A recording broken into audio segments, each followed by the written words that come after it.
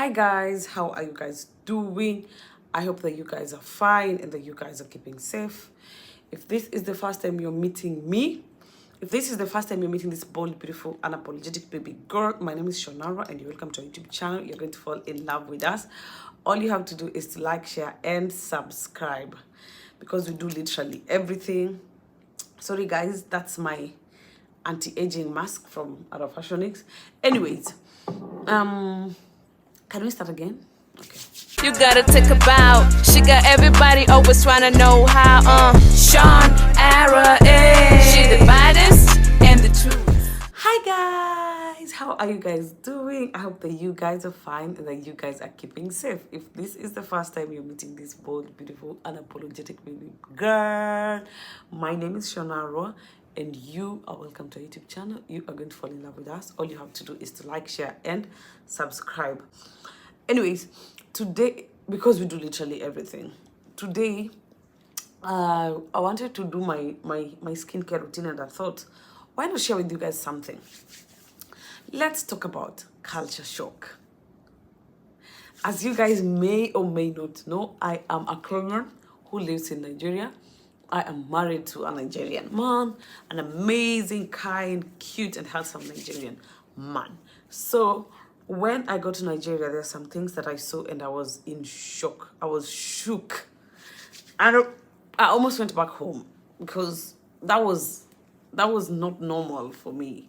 That wasn't normal based on where I came from. So without wasting your time, let's dive right in. Let's get inside and let's talk about the cultural shocks and some of the things that I found rather unusual in Nigeria. So number one has to be the noise. Jesus Christ, Nigeria is really, really, really, really noisy. People are extremely loud. If you're from Kenya and you're particularly from a place like Mombasa where people are quiet, you are going to be in shock. You're going to be I remember so many times I would send my husband a message and be like, baby, are you guys fighting? You know, I feel like there's something going on where you and your friends are. As in, I used to be so worried most of the time. I would just feel like somebody wants to beat the other. The noise was too much. And when I got used to it, I realized that that's just how they are. They're just really loud. And it's not like they're fighting. That's just their way of communicating. Jeez, as in loud. It's so loud because where I come from, I'm amongst the loudest people, you know, like literally almost the loudest in our nation. And then I go there and I'm perplexed and I'm shook and I don't know what to do. That place was completely loud, and yeah, so that was something that really had me thinking, like, why are you guys this loud? So these people literally put pepper in everything. Chilies. These people literally put chilies in every single thing. And it's really normal, apparently. If I say every single thing, I mean it. Maybe probably tea is what they don't put in. They don't add chili. But if they were able to, they would. There is somebody who used to put chilies in pancakes, and it's crazy. And when you say you don't eat chili, they're so concerned. They feel like you're sick or something. And at first I would really be annoyed because I'm like, no, that's a lot of pepper. They'll say, no, there's no pepper here. Like, the pepper is fine. It's not fine, bruh. I'm coughing, I'm crying, my eyes is turning red. I can't poop because my bum bum is hot. But they'll say, no, there's no pepper. Oh, it's small. And gosh, they even put pepper in, as we call it, porridge, the uji. However, then they call it cocoa. They put chilies in porridge, and you're like, and the chili is crazy. It's excess. It's a lot. The pepper is in every single thing. And my friend, do a mistake and say you don't eat the pepper. Why now? You the craze? Is everything okay? No. You go chop them. As in, they will push your boundaries when it comes to pepper.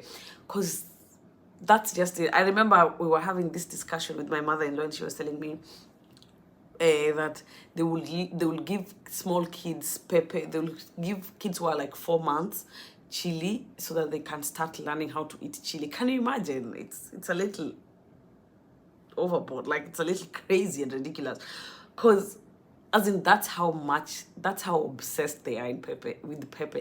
Let me know if you guys do that as well. Let me know if you guys love pepper like that, because you name one food that they don't put pepper in. Maybe plain rice or white rice. Every other thing comes with chili. Every single food comes with chili. Ish.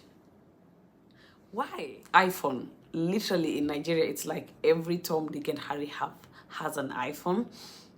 And this was a little bit shocking to me, because in Kenya, if you have an iPhone, you are either wealthy or you like it's not just a commodity that every Tom, Dick, and Harry would have. It's not just a commodity that every person is able to acquire. So I was a little bit shook, because even trouts have iPhones, even Uber drivers, as in every single person has iPhone. And it's not iPhone 5 or iPhone 6, latest iPhone 12, iPhone 13, iPhone 14. Every single person. Not that the whole country has iPhone, however, a majority, a good number of people own iPhone. A good number of people are proud owners of iPhone, which is something that came as a surprise to me, because that's not just how we roll back home. Most of us have a lot of Techno, a lot of Samsung, a lot of Infinix, a lot of, but in Nigeria, it's iPhone. Apple products are everywhere. There's the Apple Watch. There's literally every single person. Designer outfits. These people are obsessed with designer outfits, because everywhere I would go, I would see either it's Gucci, it's every single designer outfit. It was a little bit overwhelming, to be sincere. It was a little bit overwhelming, because at times you just want people to dress and just look nice without all those Gucci labels. Gucci, and it's a mixture. Gucci, LV, there's a lot of things put together. They love designers. I feel like they love looking smart. They love showing up. They just love designer outfit, and it's not something that I see a lot back home. Most of us also, not most, there are people who love designers, but not like Nigerians. They love designers. And if you're a Nigerian, please, if you're a Nigerian, let me know down below, why do you people really, really love designers like that?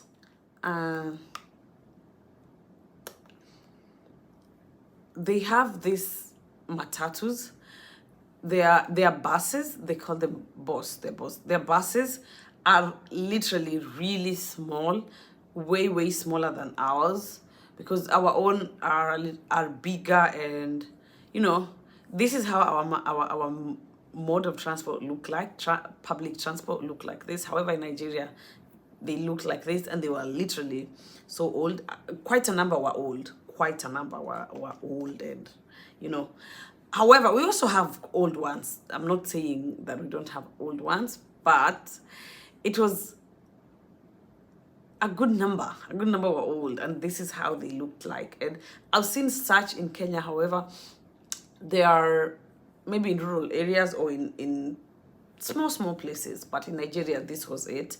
And they also have yellow taxis for public taxis, something, I don't know, I think, but that was on the mainland, or is it island? Mainland. I don't really know how to differentiate between mainland and island, but there's one of the land that has only yellow taxis. We don't have yellow taxis here. We have all colors. We don't paint them particularly yellow, I hope. As in, do we? This one really shook me. We went to the market one time, and they don't measure their meat in weighing machine. We have all these weighing stuffs that we use to measure. So somebody will tell you'll go to the butcher. There's a butchery. Somebody will tell you this is 2 kgs, and 2 kgs goes for this amount. This is 3 kgs goes for this amount. As in, I'm trying to say, we have this particular stuff here, so it has to win. But in Nigeria, they don't weigh their meat.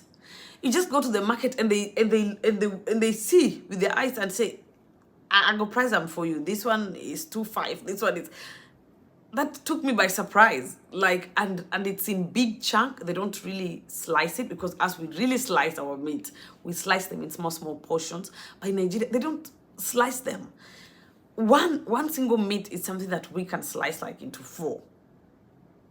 So that was an eye opener for me, and a shock, because I was like, they don't slice their meat at all. The meat are so big meat, big meat. Jeez. And talking of meat, these people love eating meat. They love eating. I don't think there's food that doesn't have meat. It has to be there. In Kenya, you can comfortably eat ugali and mboga. That is ugali and vegetables. They don't do that. You cannot just eat vegetable like that. You have to add small meat. If it is amala has to come with some meat inside. However, back home, you can just eat amala is mrenda. You can just eat mrenda like that. You know, they have to add the meat. And they mix different type of meat together. They mix meat in fish, and they put some egg inside, and they can put chicken as well if they like.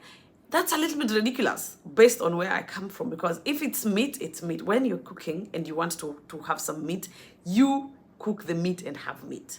Tomorrow we eat fish. The next day we eat chicken.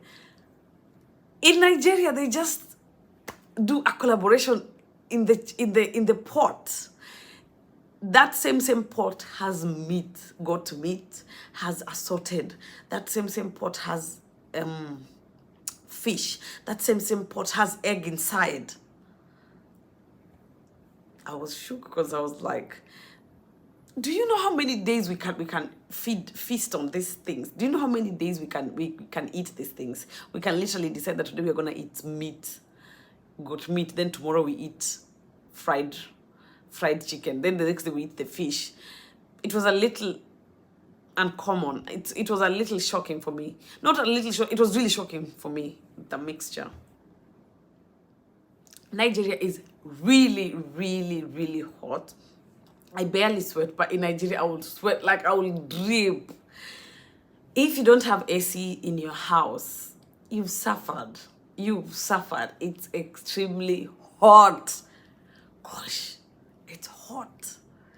It's hot up to a point where people walk with all these small ankies to, you know, dry off the sweat, because I'm trying to make you guys understand how hot it is. It's hot.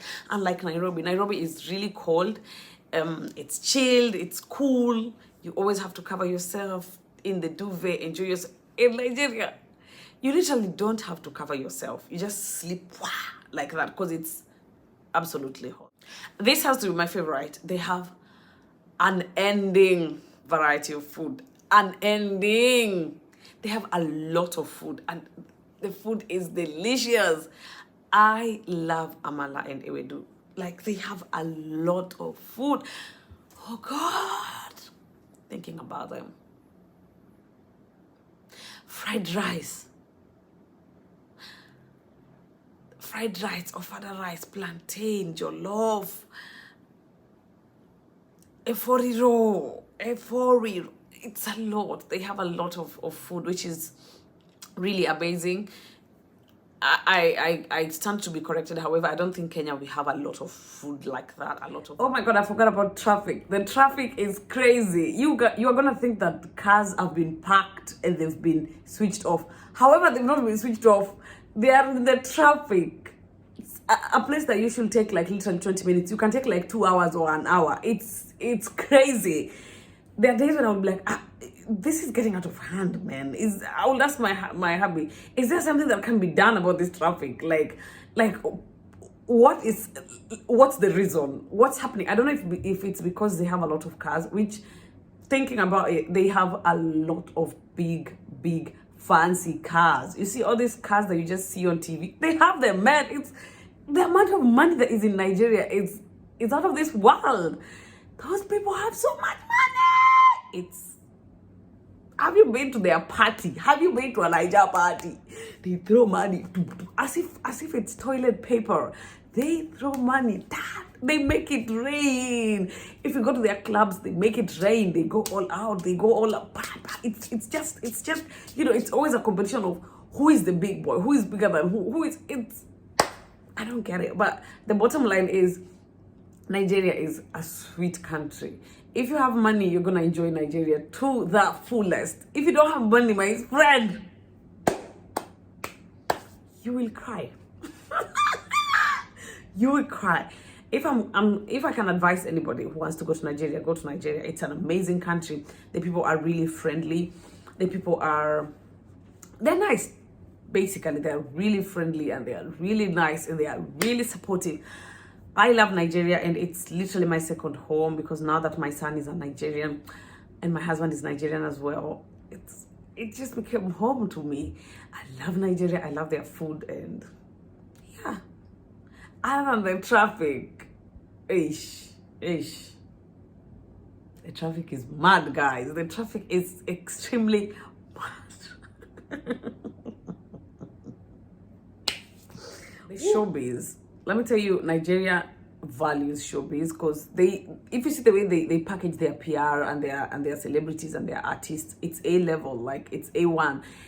It's not a joke. It's work for them. They have teams. They have, let's say, team Tacha or team somebody, team whatever, and they go all out. They even give to their celebrities cars, man.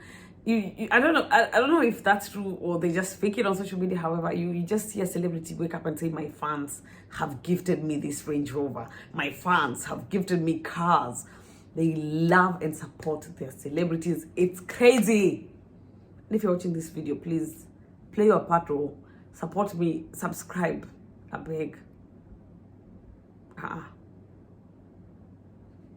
And lastly, the women love makeup, heavy makeup. There is a big difference on how I do my makeup when I'm in Kenya and when I'm in Nigeria. When I'm in Nigeria, anytime I work with my makeup artist, you can definitely tell I'm in Nigeria. You can definitely tell I'm in Nigeria. The foundation, the makeup is heavy. The makeup is makeuping. You will know that you've been made up.